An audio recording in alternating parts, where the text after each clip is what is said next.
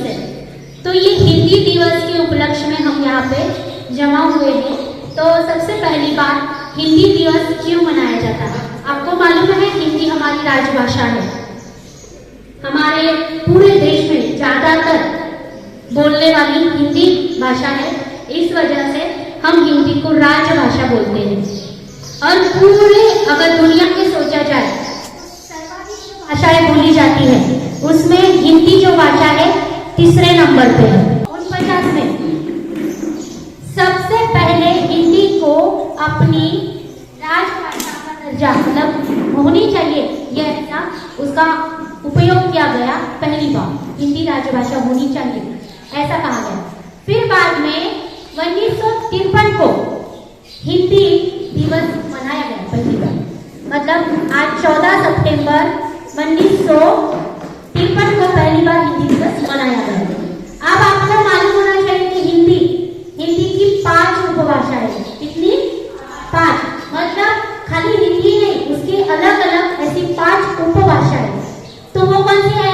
तो पूर्वी हिंदी, पश्चिमी हिंदी, राजस्थानी हिंदी, बिहारी हिंदी और राजस्थानी, ऐसा कुछ भी नाम है। ऐसे 5 उनकी उपभाषा है हिंदी की। और उसकी बोली भाषाएं भी है। अब आप बोलेंगे बोली भाषा मतलब क्या?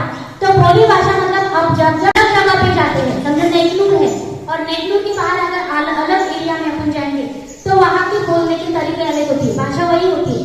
आपकी उर्दू लैंग्वेज है, इधर बच्चों की मराठी लैंग्वेज है, तो मराठी बोलने के तरीके बहुत अलग अलग होते हैं।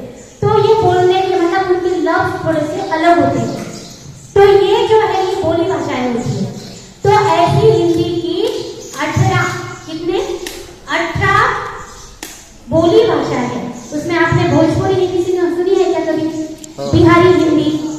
तो ऐसे आप अगर सुनेंगे, आप बहुत सारे शॉर्ट फिल्म्स जो बनते हैं तो आपने देखे होंगे कि भोजपुरी की बहुत सारे हिंदी ही लैंग्वेज है, लेकिन उनका टोनिंग अलग होता है, कुछ उसमें के शब्द अलग अलग होते हैं।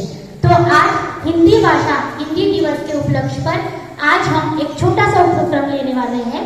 आपको यहाँ पे मैं कुछ 10 मराठी में वाक्य बोलूंगी। इसमें मराठी में आपको हिंदी में उसको कन्वर्ट करना, मतलब उसका रूपांतर करने का इसमें दिया जाएगा। उसको क्या बोलते हैं? भाषांतर। क्या बोलते हैं? भाषांतर करने का है। आपको 10 मिनट का टाइम है, 10 मिनट के अंदर आपने ये करना है। तो आपका पेन और कॉपी आप तैयार रखो। मैं पहला आपको वाक्य बताने वाली हूँ मराठी में। पहिलं वाक्य, मी दररोज शाळेत जातो। लिहा, मी दररोज शाळेत जातो। मी दररोज शाळेत जातो।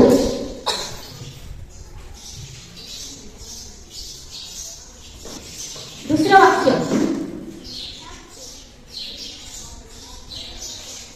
मला माझी शाळा खूप आवडते।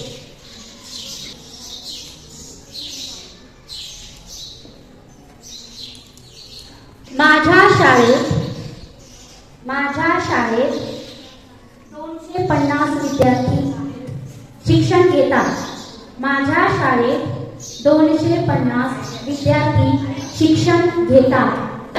तुम्हाला नंतर वेळ मिळणार, एक एक ओळ सोडून हे वाक्य लिहून घ्या। माझ्या शाळेत 250 विद्यार्थी शिक्षण घेतात।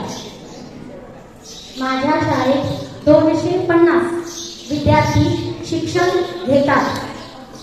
माझ्या शाळेत शिक्षणाची 2 माध्यमे आहेत। माझ्या शाळेत शिक्षणाची 2